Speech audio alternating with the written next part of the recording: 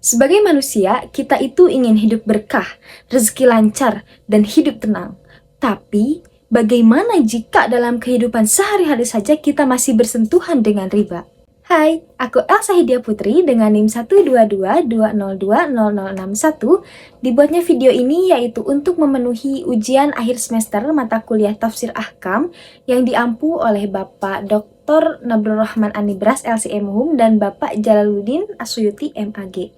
Di sini saya ingin membahas lebih dalam mengenai riba dalam kehidupan sehari-hari, dimulai dari contohnya, kemudian hukum-hukum syariat dalam kitab Rawai'ul Bayan, Quran Surat Al-Baqarah ayat 275 sampai 281 serta contohnya dalam kehidupan sehari-hari. Oke, dimulai dari definisi. Riba secara bahasa adalah bertambah atau ziyadah, dan secara istilah adalah tambahan yang diambil oleh pemberi pinjaman dari orang yang meminjam sebagai imbalan waktu. Dengan kata lain, riba itu adalah transaksi yang diambil dari proses yang tidak adil karena ada satu pihak yang merasa dirugikan. Dia harus membayar lebih dari apa yang ia terima, semata-mata karena hanya ada waktu. Contoh sederhananya seperti ini. Jika ada seseorang yang meminjam uang 1 juta, nah kemudian dia disyaratkan harus membayar 1.200.000 dalam 1 bulan ke depan gitu. Nah, uang 200.000 itu termasuk riba. Karena adanya tambahan bukan karena jasa ataupun barang, melainkan karena adanya waktu atau penundaan waktu pembayaran hutang tersebut. Oke, selanjutnya ada pembahasan pengertian bunga. Bunga itu adalah tambahan yang dikenakan dalam transaksi proses peminjaman uang atau al-qard berdasarkan pokok pinjaman tanpa mempertimbangkan hasil pokok tersebut.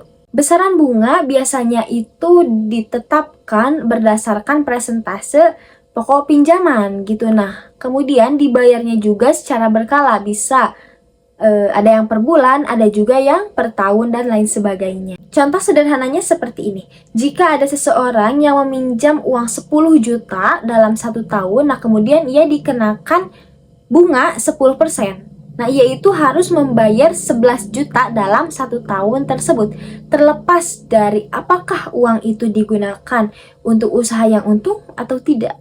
Nah, kemudian ada hukum-hukum syariat menurut kitab Rawai'ul Bayan, Quran Surat Al-Baqarah ayat 275 sampai 281. Hukum yang pertama, apa itu riba yang diharamkan dalam syariat Islam? Nah, riba yang diharamkan oleh syariat Islam itu ada 2. Yang pertama, riba nasi'ah, dan yang kedua, riba fadl. Riba nasi'ah adalah salah satu riba yang diharamkan oleh syariat Islam.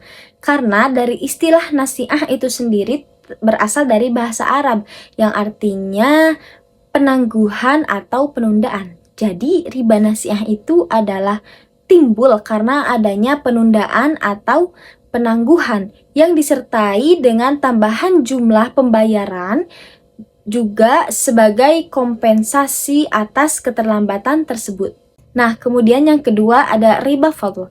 Riba fadl adalah riba yang terjadi karena adanya kelebihan dalam proses transaksi tukar-menukar barang ribawi yang sejenis dan secara langsung atau tunai. Nah, riba ini terjadi ketika jual beli atau tukar-menukar barang yang sejenis seperti emas dengan emas atau beras dengan beras, tetapi barang tersebut tidak memiliki takaran atau timbangan gitu. Nah, jadi ada salah satu pihak yang memperoleh keuntungan tambahan secara tidak adil.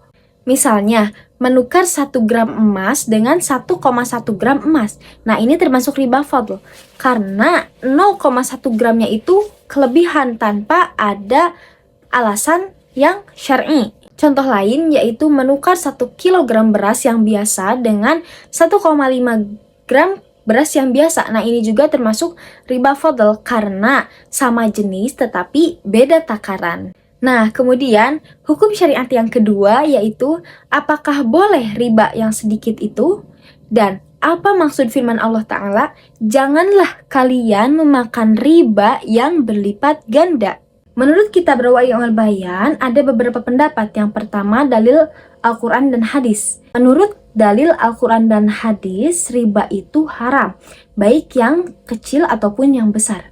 Yang kedua, menurut ijma ulama, bahwa yang namanya riba itu haram, baik yang kecil maupun yang besar. Tetapi di sini ada pendapat yang keliru gitu.